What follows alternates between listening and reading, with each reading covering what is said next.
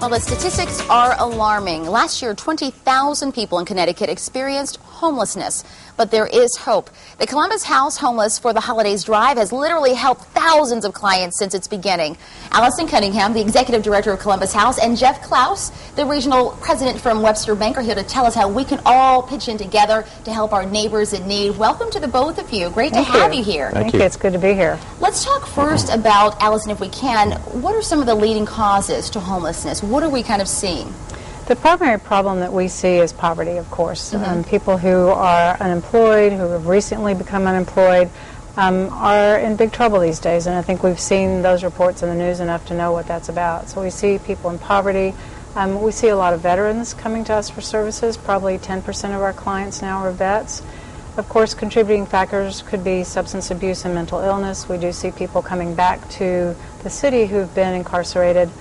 So those are some of the major causes that we've seen. And at the Columbus House, how many beds do you offer? Really, you are a shelter for everyone, both male and female, is that right? Yes. Okay. We have two emergency shelters, the Columbus House shelter on the boulevard and also the overflow shelter. And between those two, we have about 150 shelter beds available for folks.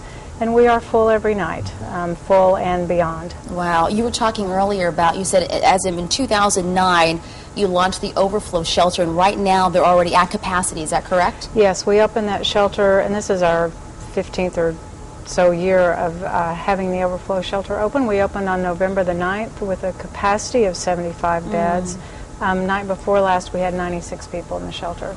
So it's very serious out there these days. Allison, are we seeing more males or more females, or is there really an equal amount? It's really an equal amount. About 2 years ago, we saw a spike in the number of women who are homeless, but that's kind of evened out. It used to be about 70-30, now it's about 60-40, the split between men and women. And Jeff, here from the Webster Bank, you all have been very instrumental in helping the Columbus House. You have your holiday helper, is that correct? Or rather, is it the Homeless for the Holidays? Tell us a little bit about Homeless for the Holidays. Well, Desiree, it starts with a little history lesson, and that is we had a founder, Harold Webster Smith, started Webster Bank 75 years ago in the middle of the Great Depression. And he felt it was very important to provide financial services to people trying to buy homes in Waterbury. 75 years later, we are still providing financial services to the people in Connecticut. We're now a regional bank. And part of that commitment really is about helping our neighbors and friends who are less fortunate. And so we're very happy to support great partners like the Columbus House, and Allison and her team really do a great job. And our philanthropy and our support are really steered towards terrific agencies who can make a difference for the entire community. But Webster Bank has literally helped thousands of homeless. I mean, that's got to be an amazing feeling to work with a corporation that really believes in helping people out in terms of, not giving them a handout, but a hand up, I should say.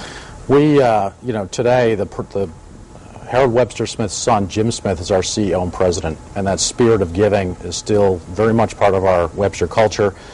We have not only dedicated financial resources, but we have plenty of human resources, volunteer efforts across the state and beyond, and so it's really part of our corporate DNA.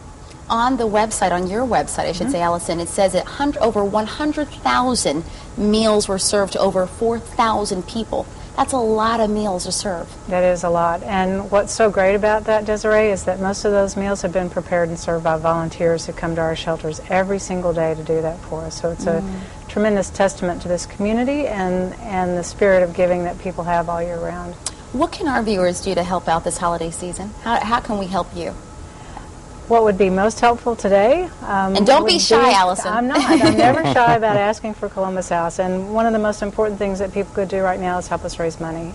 We've had volunteer groups come forward and do fundraising events in their own, like in their office, for their office parties. Instead of buying gifts for each other, they may make a contribution to Columbus House. So that's a real simple way for people to get involved.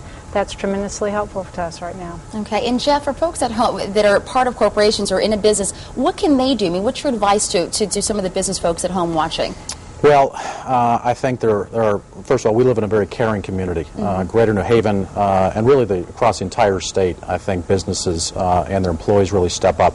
I would encourage everyone, especially this season, when we are undergoing such economic stress to double up your efforts. Now is the time not to reduce your efforts, your contributions, but to really step up, because there are more and more people, our neighbors, who need our help.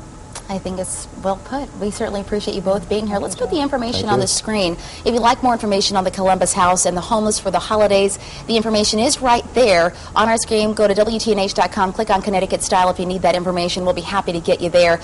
Jeff, we thank you and Webster Bank for all the work that you're doing in the community. Thank you so Desiree. very much. We appreciate And Allison, it. thank you for all you do.